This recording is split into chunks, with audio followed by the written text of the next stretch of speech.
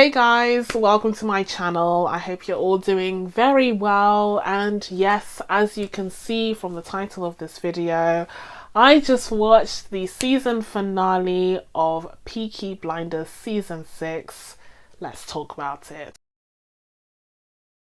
So yes, the time has come. We have reached the end of Peaky Blinders, one of the very best shows on television of the last few years. I am genuinely heartbroken, guys. Like, I don't even know what to say. Yeah, no, this is like a huge loss. There are some shows where like they go and you're like, oh, it's about time. But Peaky Blinders ended at a time when you could have had more. Like, we could have kept on eating, kept on drinking, having a good time, but it decided to end at a high point. And I respect that. I think, you know, Stephen Knight's decision to do so is a clever one. And like I said, I respect it, and I think it is refreshing because, you know, back in the day, TV shows used to run and run and run well past their heyday, and fans would just get annoyed with the show by the time that it finally was cancelled, because it would have just run its course. Whereas in the case of Peaky Blinders, it really has left us wanting more, but the way that the story ended was very fitting and extremely well done. But I do have some points to go over, and I'll try and make them as comprehensive as possible. We'll go through a lot of positives, some negatives, and just my general views of the series overall. I'll be giving the series an overall score at the very end as well. But before we dive into all of that good stuff, as per usual, if you haven't already, please be sure to subscribe to my channel and make sure you turn on your notifications so that you can be told when I upload next. And also follow me on Twitter if you feel like it. Follow me on Twitter at It's So Jean, where I will be giving you guys some updates, you know, in between uploads so that you know when to expect them, and also so you can catch up on what I've been watching, because I watch a ton of stuff and sometimes I don't have time to review everything. So yeah, with that out of the way, let's try and find a way to review one of the greatest shows to have ever aired. So first of all, this is going to be a season 6 review specifically, but because I've never really talked about Peaky Blinders on my channel before, I am going to be touching on some points from the past seasons as well. And also because it is the final season and the story has kind of wrapped up and incorporated the stuff that happened in seasons past, I think it makes sense to also touch on some things in that regard. So season 6 starts off rather dramatically after the events of season 5, where we saw Tommy go through a huge loss. This is something that we have never really seen from the character, but he was finally beaten seemingly by his rival Mosley, who's portrayed by Sam Claflin, who is despicable in this series. So Mosley is like this real life person who has been reimagined here, but in both instances he is a Nazi.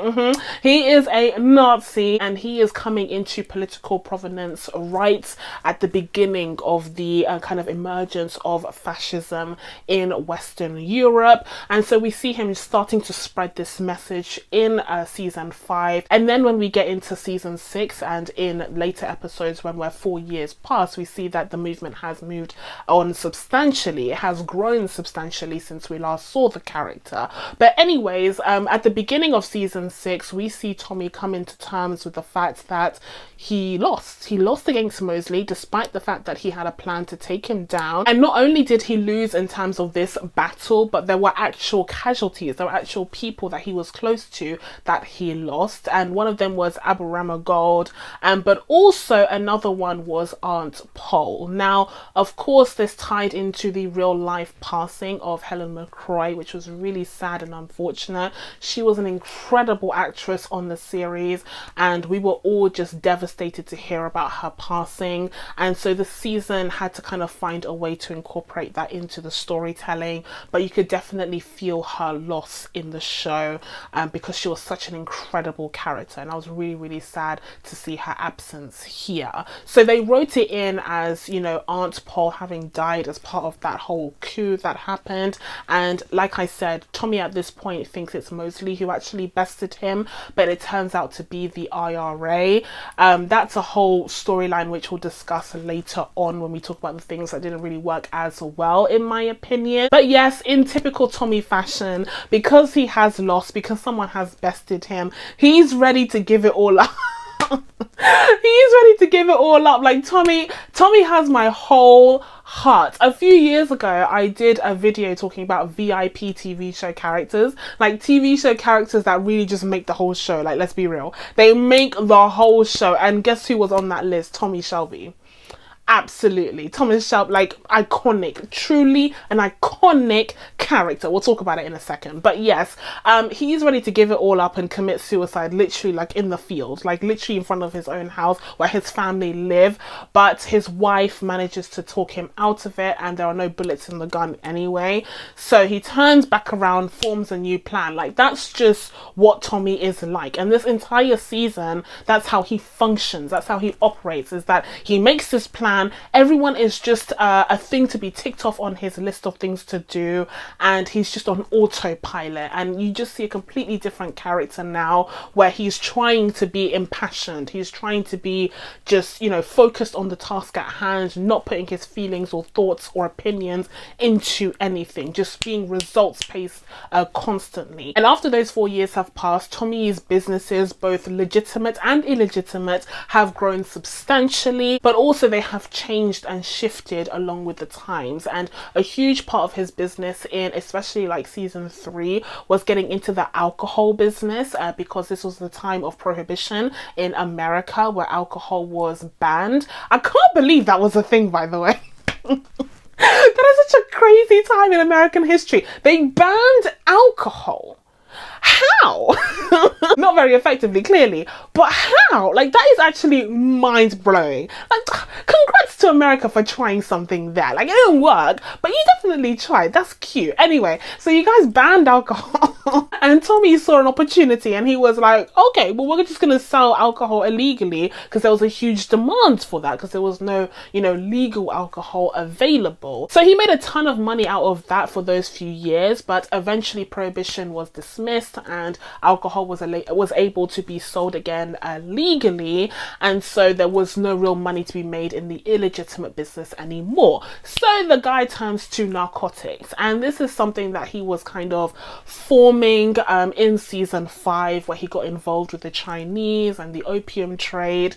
So he was already building the foundations for this. You know, the guy is so clever, and he is so many steps ahead in the game. And that's why he's Tommy Shelby. That's why the come up was real. And so he was able to actually, you know, build a new narcotics business. He had a base in Canada where he would ship the supplies over to America, where real money could be made. And so we get the scene at the beginning of the season where Tommy is at this bar in Canada, in a French territory in Canada, just nearby from the factory where the shipment is ready to be made to America. And he is about to meet with some Bostonites, and these are the new guys in town when it comes to this series. You know, every single season we have the new big bads, and you know, we've had the mafia in the past, we've had fellow, you know, Birminghamites. what are Birmingham people called? Brummies, I think they're called. I'm a Londoner, so like, I don't know, but yeah, we've had fellow Birmingham Brummies, criminals.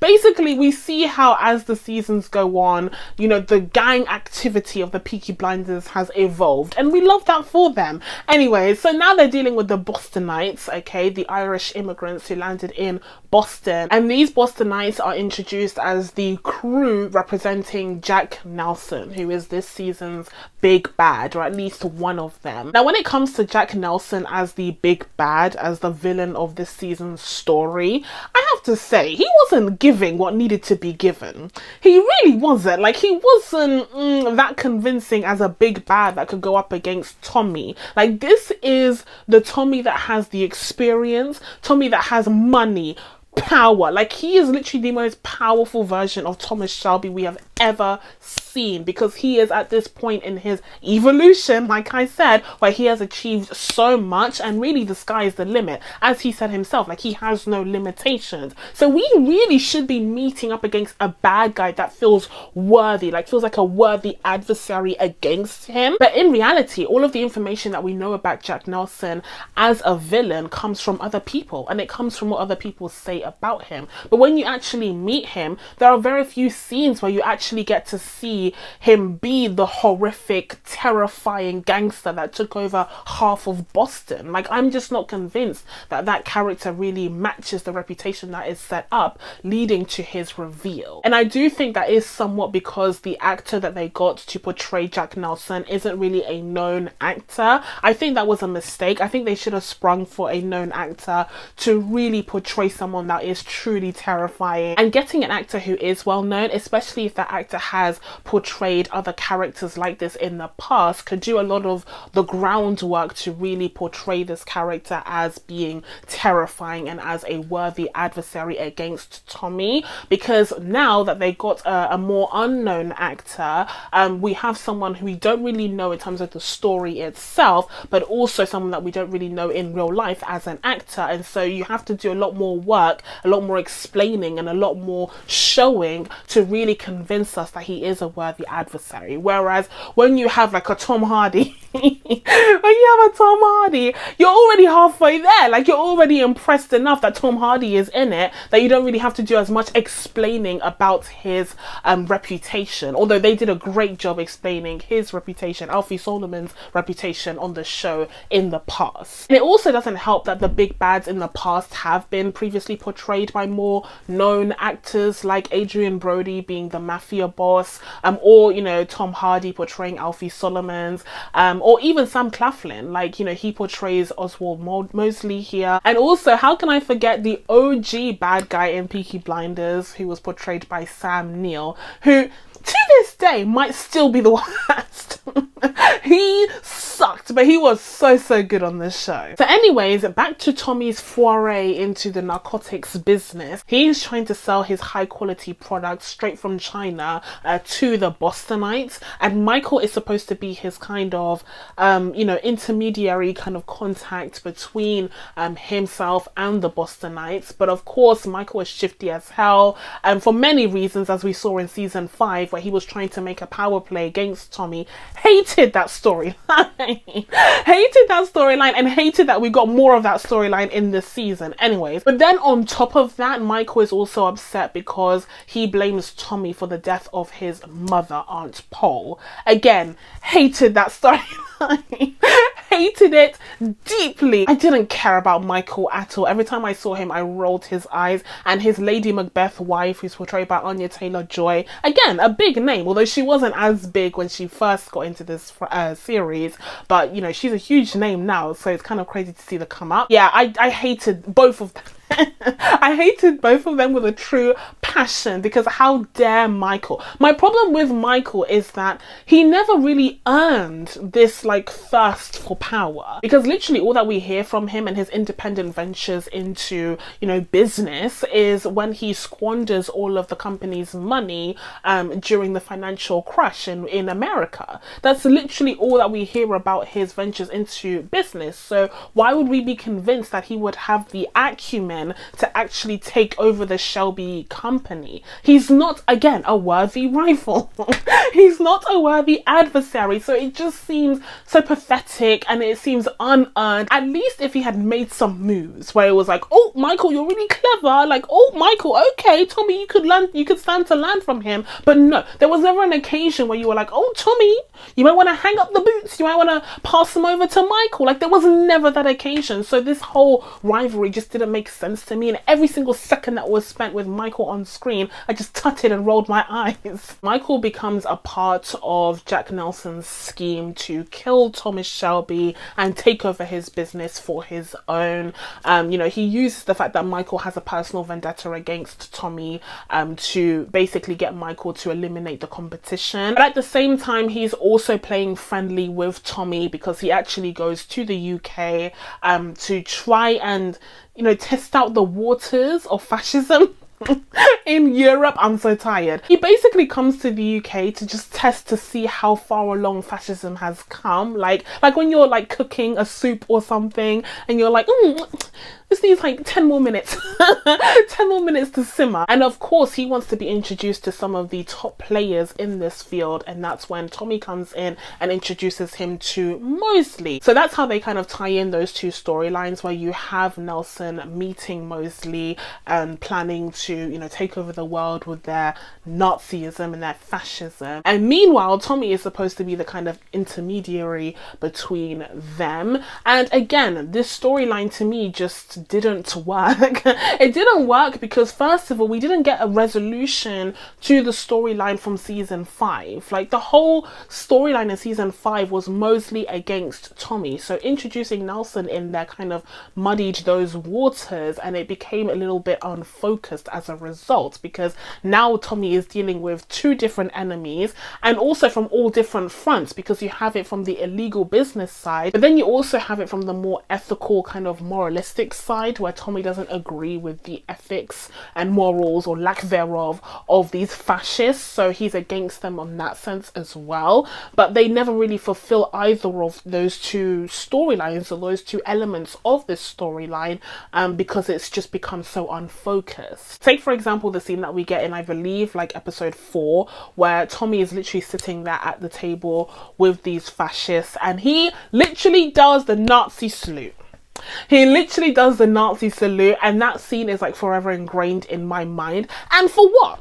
Why did I have to endure that trauma, that torture, when in reality that storyline didn't really get paid off in any real sense? In the end, Tommy used the fascist in order to build social housing, but we never really get to reconcile with the fact that he has decided to team up with Nazis, basically, even though he's a gypsy himself. But still, overall, because all of the actors involved are excellent, and because the series is directed superbly, all of their interactions are tense and very, very well done. It's just a case where I think they introduced too many storylines in this final season, and they couldn't really fulfill all of them in a meaningful way. Speaking of too many storylines, let's discuss another one. Let's discuss the kind of personal side of Tommy's story this season, because we had some really interesting moments with his family life. So first of all, we have the tragic passing of his daughter Ruby, and this storyline is definitely wrapped up into some like mysticism and into some like gypsy traditions that this series always touched upon, but it ties in directly to Tommy's fate in a way that I feel was seamless, unlike with the other storyline that we just discussed. And I think this is what worked really, really well when it came to this season, is diving in more personally and in a deeper level when it came to this character and understanding his psyche. That's always been an element of the show, but here this season really commits to that, and it's to the character's benefit. So we see Ruby pass away from tuberculosis, and it's a really, really sad moment, because again, going back to Tommy's kind of mode, his mindset this season, he has just been the fixer. He has been on autopilot, just fixing everyday problems, not really thinking about his thoughts, feelings and reactions to things. And he addresses his daughter's death in the same way, to his mistake, okay, to his detriment. And so he tries to find a way to fix it, and he tries to make a deal with the devil. He tries to speak to the spirits, like he's trying everything. He refuses to listen to science. And to be fair, he may be right, because, you know, the methods that they're using are rather primitive and they're not effective, as we see from the death of Ruby. So he's lost all hope on the sciences, and he's going down the more traditional spiritual route. But in the end, instead of being there with his wife and with his daughter in her final moments, he's out there in the cliffs making deals with the devil and desecrating people's graves, and he ends up never getting to say goodbye to his daughter. This is the consequence of the routes that he has taken this season, and like I said, I think that storyline makes sense, because yes, this season we see that not only is Ruby suffering from an ailment, but Tommy is as well. He gets the news from his doctor of 3 years that he has I think it's like a tuberculoma, it was called, a growth at the bottom of his brain, and it was terminal. You know, he had months to live according to this doctor, and so throughout the rest of the season he is functioning like a man who, once again, he has a plan, he has a mission to fulfill before his final days, and he has already set out himself that before he gets to the point where he can no longer recognize himself health-wise, he is going to end his own life. And so he has things to do in order to set up the rest of his family for the rest of their lives and make sure that they're taken care of financially before he reaches that point. And again, he's just on autopilot, fixing problems and dealing with all of these things and not really reflecting on his own mortality for too long. And once again, when we dive into the character's psyche and when we focus on his personal issues is when the story shines brightest. I think the fact that he had this impending doom lurking above him like this dark cloud throughout most of this season really allowed us to see what Tommy would do in a situation where he realizes his own mortality, he realizes he's running out of time, and he is working against the clock. And I think it made for really compelling storytelling alongside, of course, the superb performance. But of course, at the very end there in the season finale, we got the plot twist to end all plot twists. We got that.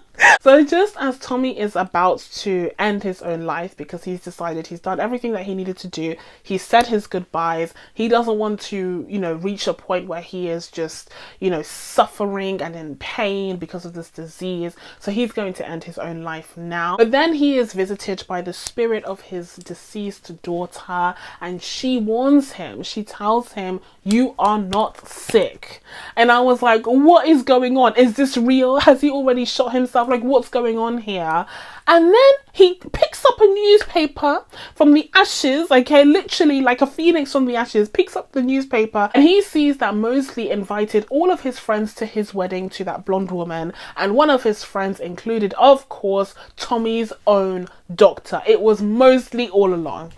It was Mosley all along. I think that this plot twist worked for several reasons. First of all, we got to have our cake and eat it too.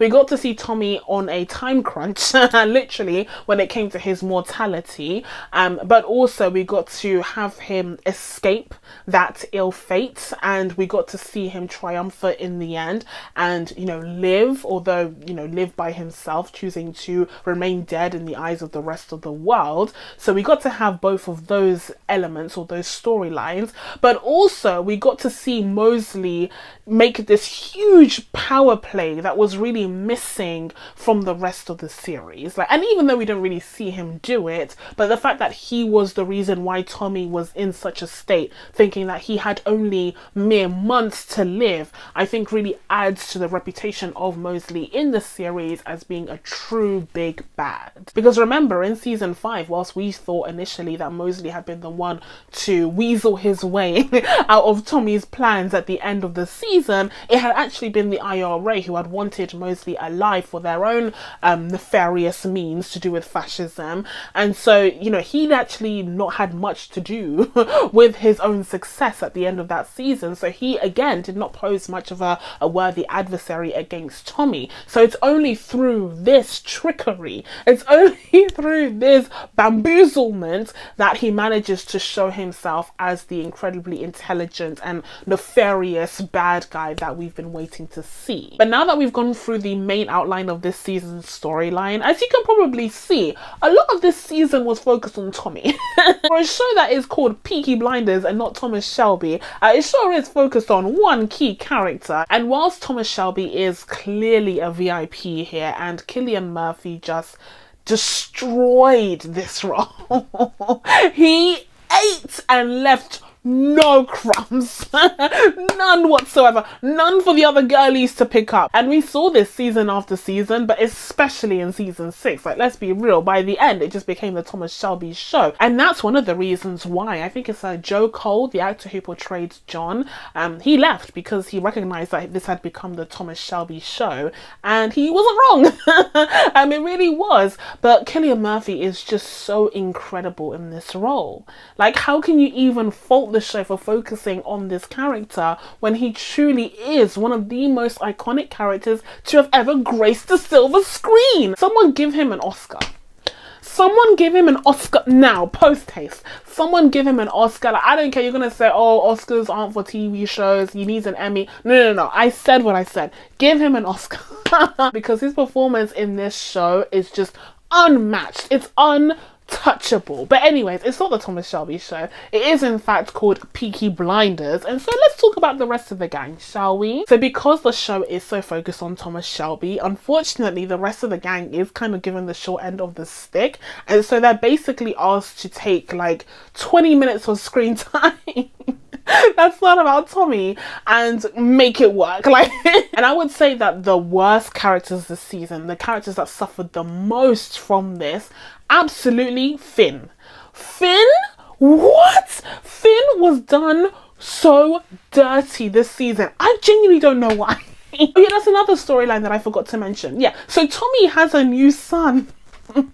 Tommy has a new son. After he loses his daughter, he has a new son handed over to him by Esme. Remember Esme? Yeah, she's back. There are a lot of old faces that come back for the final season. But, you know, Tommy has a new son called Duke, and he's like a really cool character. And again, if this had been season 5, or if this had been the penultimate season, and we would have gotten more time to really explain and really dive into this relationship, this father-son relationship, then I would have said it would have been a great addition. But as it stands, we only had like 3 more episodes left, and they introduced Tommy's son, and it's like, what is going on here? Meanwhile, they're shortchanging existing characters, like pre-existing characters like Finn, who have just disappeared off of the face of the earth, only to come back with a mute wife, literally a wife who is not given a single line to say. She is no Anya Taylor-Joy, I'll tell you that much, okay? She's not given a single line, and he's just married, and it's part of a meeting. Like, no one goes to his wedding. I mean, it is just like such an insult. They really did Finn dirty. And then Tommy has the audacity to be like, oh, you're a Shelby. Like, look at your watch. You're a Shelby. Is he though? The way that he was treated just now, is he a Shelby? Not even given a wedding. Really? So yeah, Finn definitely got the short end of the stick, and he was standing up for Billy in the finals episode because Billy was revealed to be a spy for Jack Nelson. I don't know how they found out that he was, but they found out somehow. Again, we're really rushing through things here because it's the final season, and I do think it would have warranted, you know, a few more episodes to really explain some of these storylines. But yeah, they find out that he is a spy. He's a snitch, so they, you know, do with him what Peaky Blinders do best. And unfortunately, Finn is ousted from the family for some reason. I think that was uncalled for. Like, the fact that they just brought him back to do this with the character was a bit insulting. And the fact that this was done to him by this brand new character called Duke, who's all of a sudden Tommy's son, it was just ridiculous. And then another character that was shortchanged was absolutely Miss Ada. Absolutely Miss Ada. And again, it was so bizarre because they tie in the fact that Ada has a mixed race child, and she's actually attacked by some dumb fascists on the streets who are throwing things in her house, but they never really addressed that storyline after that. It's really weird because Tommy is in bed with these fascists, but they never really reconciled the fact that his own nephew is like half black. Like, they don't really address that. It's almost as if they forgot. Again, like, I think my overall mantra when it comes to this season is that it just needed a couple more episodes. It really did. Like, this season 6 could have easily been 10 episodes, done really well to flesh out these characters who we've known for literally almost 10 years now, and to give them proper send-offs that seem worthy of the incredible writing that preceded this season. Another character that was done dirty was Michael. Even though I don't like that character whatsoever, like, I despise Michael. I have such contempt for him for trying to take over the Shelby enterprise with literally no work to show for it. Like, he's done nothing, the spoiled little brat. He was taken in he was taken in by Tommy, shown the ropes, and then, like, when he got past internship level, he decided, now is my time. Now is your time to sit down, okay, Michael? But anyways, literally it was his time to sit down because he spent the majority of this season in a prison cell, and yeah, he was pretty much taken out of the equation with only a few lines here and there to remind us that he has a vendetta against Tommy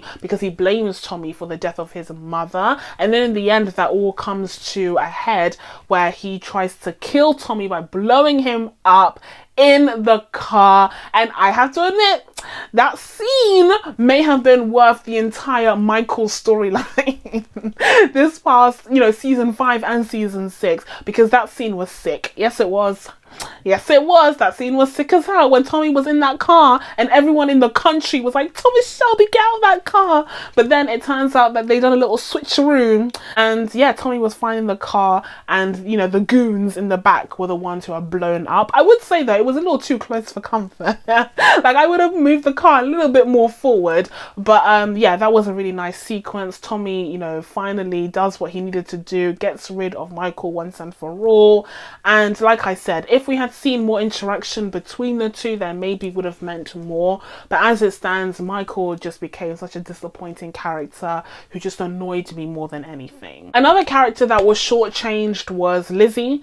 I'm glad ultimately that Lizzie left Tommy. Of course, she didn't know that he was dying, although again, that's also the point, the fact that he didn't tell her that he was dying, but also the fact that he slept with Mosley's girlfriend at the time, fiance, whatever. I think her name is Diana. By the way, she was annoying as hell. She sucked. Hated her. Absolutely hated her. I hate that style of female portrayal. It's just so sleazy and overdone to me. So yeah, I didn't find her to be very charismatic. I also didn't love Anya Taylor-Joy's portrayal of Gina, I think her name is. Again, it's that similar vein of like the sexy temptress who's also really clever and is like a few steps ahead of you or whatever. Like we've seen it before. That's why I like characters like Ada or Aunt Pole, who are just different and who are just more groundbreaking. They didn't rely so much on their looks in order to be taken seriously, I guess. I really enjoyed those characters and I think it's a shame. I mean, obviously in the case of Aunt Pole, we lost Helen McCroy,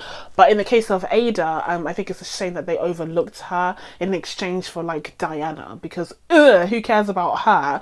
And also in the case of Anya Taylor-Joy, obviously you don't want to waste Anya Taylor-Joy, but I never really liked Gina anyway, so yeah, it was just more wasted screen time for me. And then of course we had the return of Tom Hardy for a couple of scenes here and there. His return really didn't make sense, and it was kind of wasted, not gonna lie. He's working on this opera or something.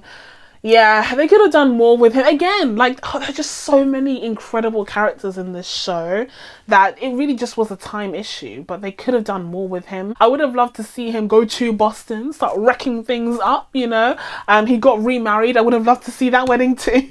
A lot of people getting married off screen. I think it's a shame that we didn't really get to see the two formulate a plan in a way that we have in previous seasons where they've just worked so incredibly well together. And finally, the last character that was most certainly shortchanged this season is definitely King Arthur himself. Justice for King Arthur. Justice for the older brother. That was ridiculous.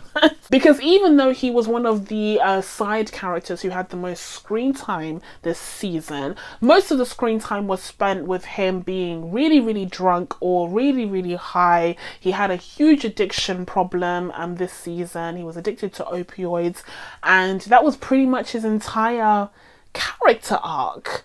And it was like fixed with Tommy threatening his suppliers with a whole bomb. Again, bombs really playing a role this season.